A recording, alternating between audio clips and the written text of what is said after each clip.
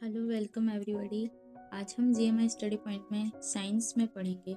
Science के topic में biology यानी जीव विज्ञान। जीव विज्ञान आपने स्कूल टाइम में पढ़ा ही होगा और ये 9th 10th और 9th से लेकर 12th तक और किसी भी एंट्रेंस एग्ज़ाम के लिए, कॉलेज एग्ज़ाम के लिए, साइंस के किसी भी टॉपिक में ये टॉपिक ज़रूर आता ही आता है। तो आपके लिए जानना बहुत ज़रूरी है। तो स्टार्ट करते हैं। तो आज हम पढ़ेंगे सेल्स के बारे में, सेल्स के स्ट्रक्चर के बारे में, यानी कि कोशिका की संरचना। सेल क्या है? कोशिका जीवों की सबसे छोटी संरचनात्मक और क्रियात्मक इकाई होती है। हर जीव कोशिकाओं से मिलकर बना होता है। आप चाहे तो इस नोट्स को लिख भी सकते हैं। मतलब सेल वो होता है जो सबसे छोटी जो इकाई होती है, सबसे बहुत स्मॉल यूनिट जो होता है हमारे स्किन्स का, उसमें जो पॉइंट होता है उसे कहते हैं सेल।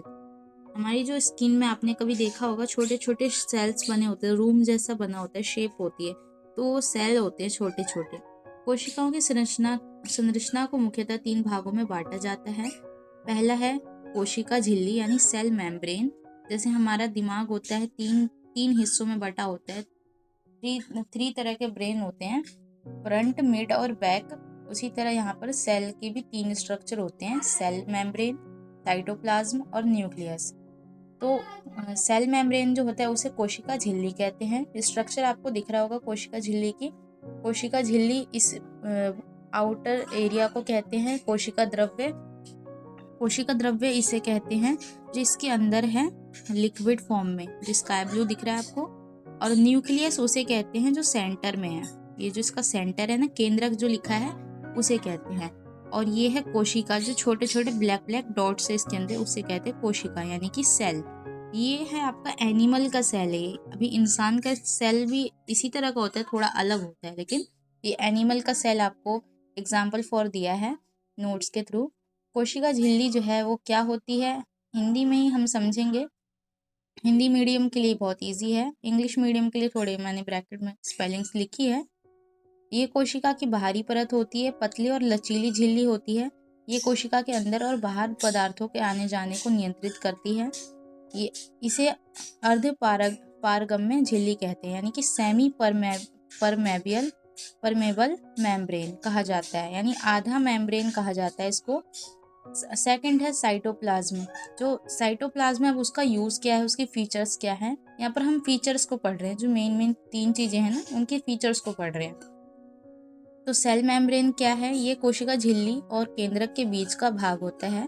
सेल मेम्ब्रेन बीच का हिस्सा है, आप देख ही सकते हैं। इसमें जेली जैसे मतलब लिक्विड्स होते हैं।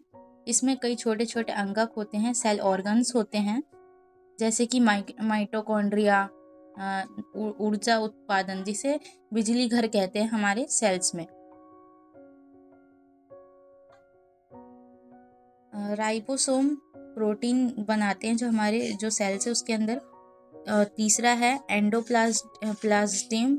प्लाज्मिक और रेटिकुलम और एंडोप्लाज्मिक जो है, ये सारी चीज़ें जो है इंग्लिश में भी यही नाम होंगे, सेम ही होंगे, चेंज नहीं है। माइटोकॉन्ड्रिया को माइटोकॉन्ड्रिया ही कहेंगे, राइबोसोम को राइबोसोम ही कहेंगे इंग्लिश में, गोल्जी तंत्र आदि। ये 4 चीज़ें हैं जो कोशिका द्रव्य के अंदर पाई जाती हैं, जिन्हें सेल ऑर्गन्स कहते हैं।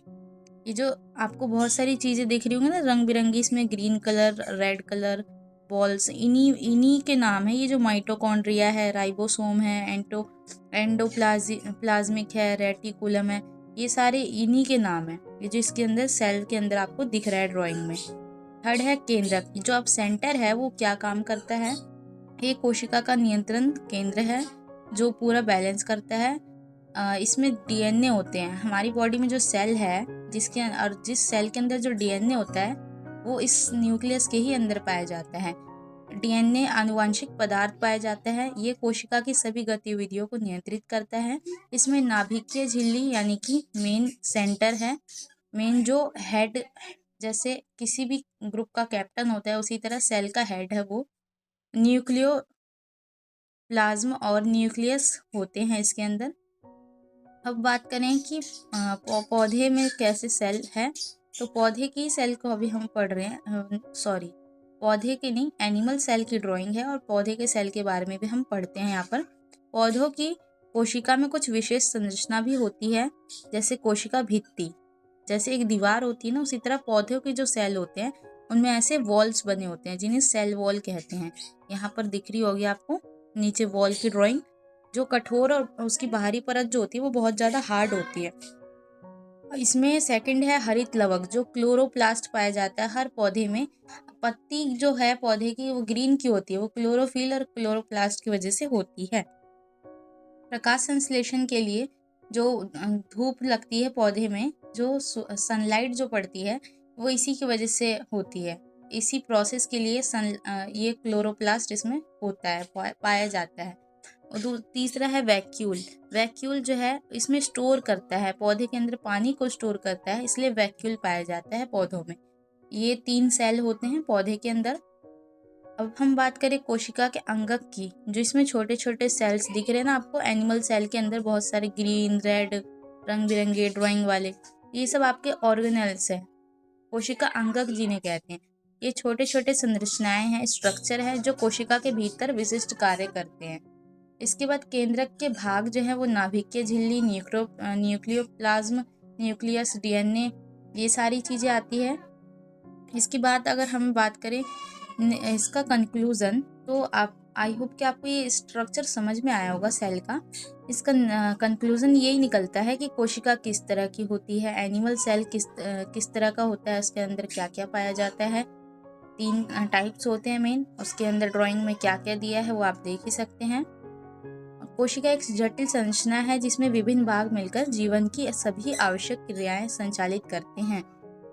याद रखने वाली बात यह कि कोशिका जो है, सेल जो है हमारे लाइफ की बहुत ज़्यादा मेन यूनिट है, मूल इकाई है। जीवन की सारी कड़ियाँ इसी से बनती है और शरीर जो है हमारा सारा इसी से, जो स्किन है, जो त्वचा है, जो चमड़ी है, वो बनी हुई है एक एक छोटे छोटे सेल्स से। अगर सेल्स ना हो तो स्किन ही ना बने।